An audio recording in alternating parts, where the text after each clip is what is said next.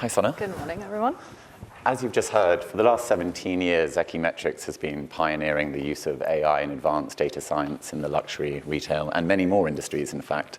But Sona, I want to kick off by doing away with the jargon and thinking about what does customer centricity really mean today, and how are the organizations and companies that you work with, what are they trying to solve by becoming more customer centric? I mean, in its simplest terms, it's about learning from the customer, right? We operate in an industry, I think it's hard to think of any other industry that has as much competition as fashion. We have so much choice. And so just to stay ahead or even to keep up with the competition, brands really need to have their finger on the pulse of how their customer is evolving. And to be clear, when we talk about being customer-centric, it's so much more than that personalized email or the online catalog.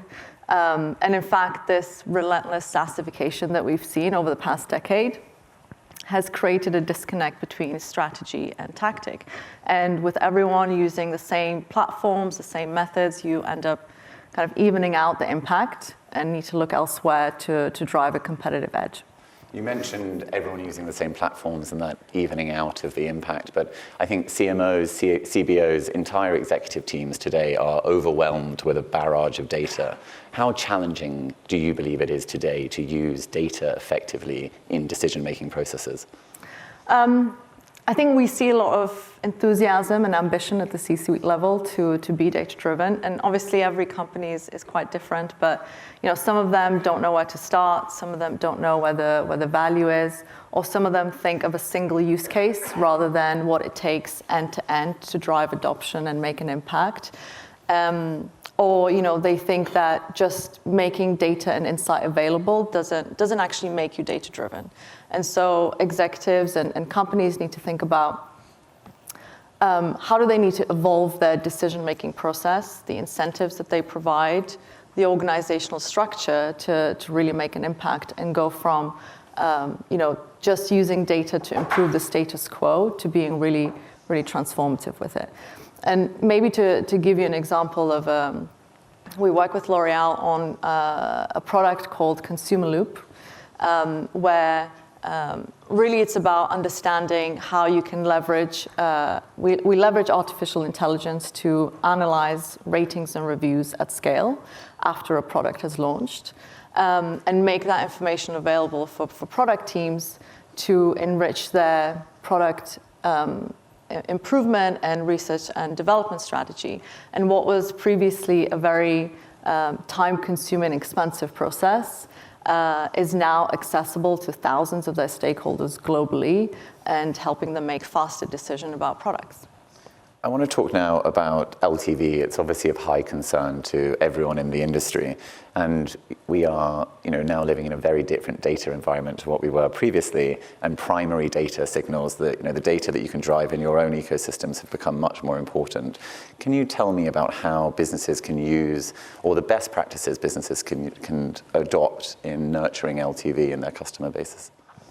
I think we know that acquisition of customers can be an expensive process if you don't acquire the right customers and they don't end up repeating. And so we see customer lifetime value as being an incredibly important metric to steer the business.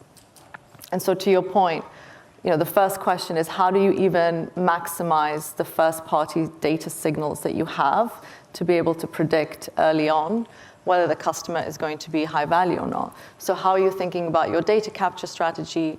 How are you thinking about promoting logged-in experiences online so that you can have a lot of that pre-purchase signal and the in-between signals to understand the value of that customer? And how do you then use that to grow the business itself? Once you've understood the value, what are the tactics available to actually create some kind of impact?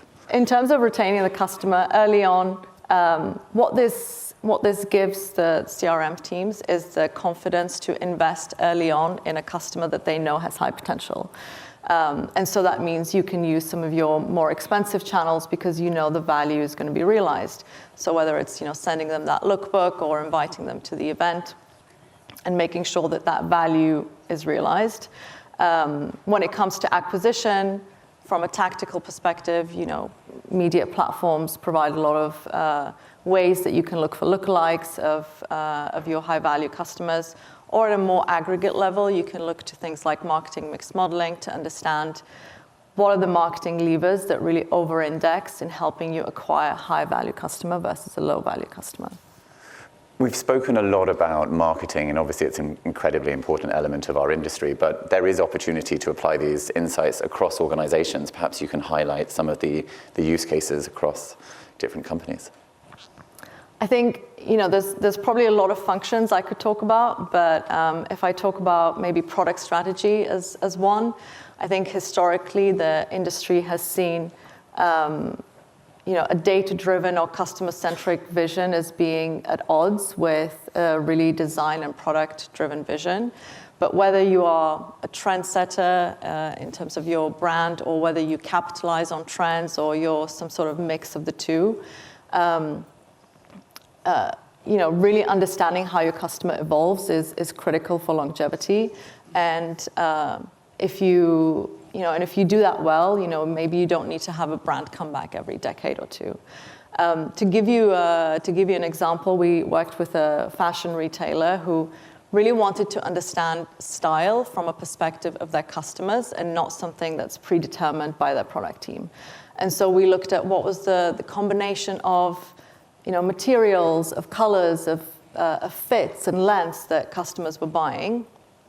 And then once you overlay lifetime value on top of that, it becomes really powerful in helping you identify what are the product ranges that you should extend because they are attracting and keeping a high-value customer, and what are the product ranges that you should be minimizing. We are sadly coming to the end of our time, but I want to end on, now I believe the end of the cookies era is obviously something that we are all aware of. The age of the cookie is over. And the Business of Fashion State of Fashion survey recently found that 74% of executives plan to increase brand marketing expenditure, and only 43%, I think, believe are going to increase performance marketing expenditure. Brand marketing traditionally was perceived as harder to measure, and we were talking about this yesterday with a number of people. What's your advice in this space in terms of measuring the return of investments in brand marketing spaces that perhaps traditionally, like sponsorship, like dressing, are harder to track, or certainly don't have the kind of certainty on ROI that CFOs and CMOs have become very accustomed to with performance marketing strategies? I think the end of cookies has certainly shaken up the measurement space, but I think the biggest challenge was that attribution-based methods were being used to make budget allocation decisions that, frankly, they had no business to make. And so now, if you've trained your CFO on extremely, seemingly high ROIs, how do you walk back that figure to, what you need from brand investment with incremental ROIs that are going to seem like they're lower?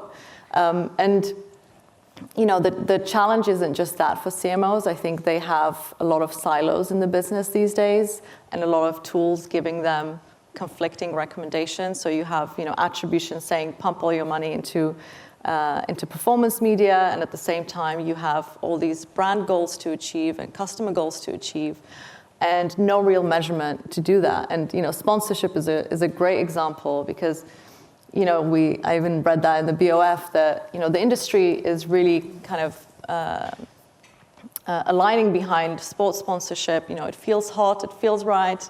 But how many of you can tell me what the ROI of that is beyond some merchandise that you've sold? What has it done for your brand? What has it done for your sales? And I think sponsorship without the right metrics is probably one of the biggest blind spots in measurement these days. Absolutely. Sona, thank you so much. Is there anything you want to share to close the session? I think I had 3 tips, which are on the next slide if we ever get to them. There we are. I would say first is, focusing on incrementality is really key, and educating your C-suite on what the difference is between that and attribution and how that should be used. We talk about measuring against multiple KPIs, so not just what your short-term performance of marketing is, but how does that drive your brand equity, your full funnel, and how does that drive your strategic customer goals? Mm-hmm. And finally, really thinking about it in a holistic way. When you need to make trade-offs of big budgets, It's important to have one language of performance so you can, to keep with the sports sponsorship analogy, keep a level playing field of that decision making. Zana, thank you very much for all of your insights. If you're interested in learning more, we'll be writing up the conversation we had yesterday, so look out on BOF. But thank you all for your time.